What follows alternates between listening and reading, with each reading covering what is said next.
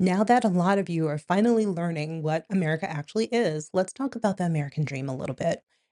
If you ever feel like the harder you work, the further away the goalpost moves, you're not crazy. I mean, you could be, but I'm not judging you. You're probably just using that outdated version of the American dream. That's the one with the material success and the opportunity for upward mobility. It's the one that not a lot of people had access to. I just want you to know the American dream has been updated and everybody has access to this version. Most of us are still doing things like we're in the 1990s. We go to college, you get a specialization, you work hard so that you can have a good life. But in this day and age, success is different because of three very specific things: algorithmic pricing, agentic AI, and the transition to digital feudalism. Look at the New York Algorithmic Pricing Disclosure Act that went into effect last November. It actually forces companies to admit that they're using AI to target you. And this video is actually going to take a look at why the first 10 rungs of the ladder that we're supposed to climb, they've been completely deleted. Also, we're going to talk about why the things you buy have become more hollow and how to get out of this kind of mandatory subscription before you're completely priced out of your entire life. Because your compliance with this system will keep you stuck. So let's look at the great displacement first. The career ladder, it's been deleted. The people with the power have already admitted that to us. It's just like with Project 2025 when they told you what was going to come, and a lot of people didn't listen. So let's not make that mistake again. We grew up believing in the junior to senior pipeline. You pay your dues, you do the grunt work, and then you get to climb the ladder. But look at the JP Morgan 2026 Outlook and what they call the Agentic Gap. I call it the death of apprenticeship. If the entry level positions are gone, the next generation can't get their start. It's the loss of a path to expertise. Agentic AI is maturing. This is the AI that carries out workflows. The junior role has been replaced with software. Companies aren't hiring first year analysts to find data or junior coders to clean up bugs. They are paying AI agents who work for 10 cents an hour, 24 hours a day, 7 days a week, no vacations, no holidays. I'm just trying to imagine what it feels like to be the coder who coded the AI that replaced them, along with all the people who were supposed to come up behind them. I hope they made a lot of money before they made their own jobs obsolete. This is the great displacement. The system has not run out of money. All that money goes to corporate profits. The system has just outgrown the need for human apprenticeship. If you're trying to start from the bottom, you're trying to occupy a space that's already been digitized. And it's not just the job market. It's what happens when you try to spend the money you actually already have. I know you've already felt this, that sense that inflation is personal, and that's because right now it is. It's surveillance pricing. While people are arguing about the cost of eggs, the retail infrastructure, it actually just gave us dynamic identity-based algorithms. People complain about identity-based politics. They should complain about this. We're complaining about pennies while these algorithms are taking dollars from our wallets based on our device types and our zip codes. This is well beyond Uber charging you more during a rainstorm and you booking flights that are more expensive because it's during a popular travel time. This is data mining, where the price of a hotel room or a pair of shoes or your health insurance is calculated in milliseconds and it's based on you. This is surveillance of your wallet. The algorithm, it even weaponizes your want to just maintain the health of your phone's battery.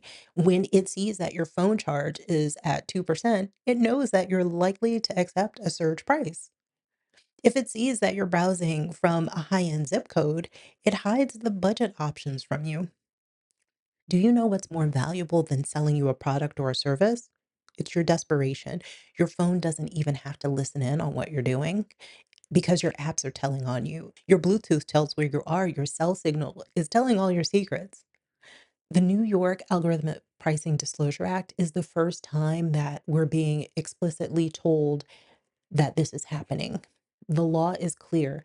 If businesses use algorithmic pricing, they must notify consumers. Since you pay more because of an algorithm, you'd hope that the quality of what you're buying would go up, right? It's not. In fact, we've moved into an economy where companies don't sell you products anymore. It's more like they sell you placeholders for a future subscription. I guess it's hardware as a service. You own the physical car or the printer, but the utility of it is locked behind a paywall. We are seeing smart devices become bricks because the moment a company decides a cloud service is too expensive, it's gone.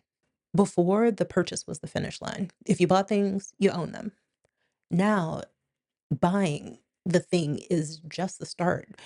Whether it's a smart thermostat that stops working because some sale fell through, or a car that can't heat your seats because your credit card expired. We're being sold conditional ownership. We are buying bricks, and the price of making them operable will actually fluctuate based on the business's needs. Right now, I feel like there's more value in a can of dehydrated water. In this reality, you don't build equity in your life, you rent your existence. If your smart door lock requires a $10 a month subscription just to let you unlock it with your phone, you didn't buy a lock, you bought a toll booth for your house. It's the software that you need to run your independent business and the safety features in your vehicle. Your autonomy has literally been replaced with a subscription to the things that you own. You are a custodian of a corporate asset. You are paying for the privilege of taking care of that thing for the corporation. It's so crazy that we don't really talk about planned obsolescence so much anymore because the software has become the problem. We aren't as worried about how long the product is going to last as we are about accessing the features that we thought we paid for. And since you don't own your tools or your products, who does own the economy? The landlords, right? We've moved well past capitalism, I think. We are in a system where companies like Amazon and Google and Microsoft, they are the market. In the Middle Ages, the lord owned the land and the serf worked it, and the serf gave a big part of their output for just the right to exist. And now the cloud is the land, and we have three companies that control 59% of the global cloud infrastructure. If you want to run a business or to get an education or even just socialize, you are using their digital estate. You are being charged rent everywhere you look. Apple, they take 30% of app revenue. Amazon, they take over 50% of their sellers' earnings. Even your free time is harvested and the data is used to feed their AI. You were once a consumer in the free market. I mean, not really, but now you're a vassal in a digital fiefdom, and the terms of service are the law here.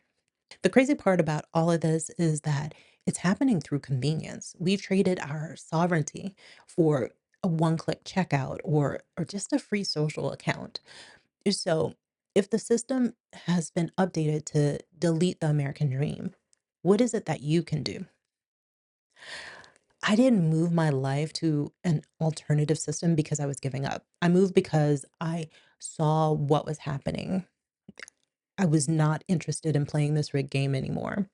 And it started with prioritizing analog. And I know that is so rich coming from a YouTuber.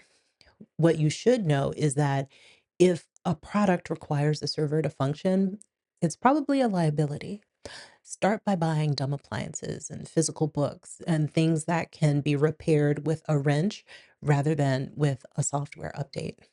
Buy that mattress that doesn't need a subscription or that manual espresso maker. When the manufacturers decide to change their terms of service and they decide to charge you a monthly cooking fee, your kitchen will still work. In 2026, I think the ultimate status symbol should be the house that works even when the internet goes down.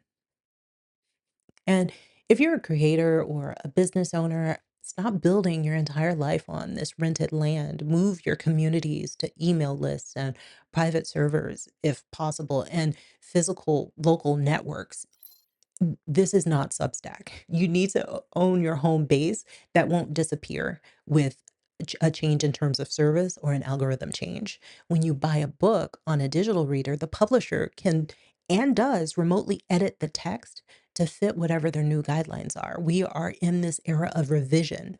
A physical book is a fixed record, and once it's on your shelf, what's inside of it can't be changed. This system wants you to be specialized so you're replaceable. And these days, the highest paid person is the one who can fix the plumbing or fix the meal. It's not the one who can write the code. Be the person that the algorithm cannot simulate. And if you're not born wealthy, success has to be hand built outside of this system. I'm working on transitioning away from all the companies that I no longer align with for whatever reason. I'm moving away from a lot of US based companies. Some of the new services I use require subscriptions, some of them don't. For some of the things I've been replacing, I've been using European-alternatives.eu as a resource for finding them. I've linked it in the video description. One more thing. Check your bank, your fintech, your credit card accounts to cancel any of those ghost subscriptions that you may have. You might be paying for stuff you're not using anymore. These companies, they make a lot of money off of us having subscriptions for things that we don't actually use. Building a life outside of what expected, in my opinion, is the only way out of this. If you want to know how the system is rigged against people who don't already have a lot of money, I tell you more about that here. Thank you so much for joining me. I know a lot of us have news fatigue. I definitely do myself. Please make sure that you're doing what you need to protect your mind. And I will see you in the next video. Take care.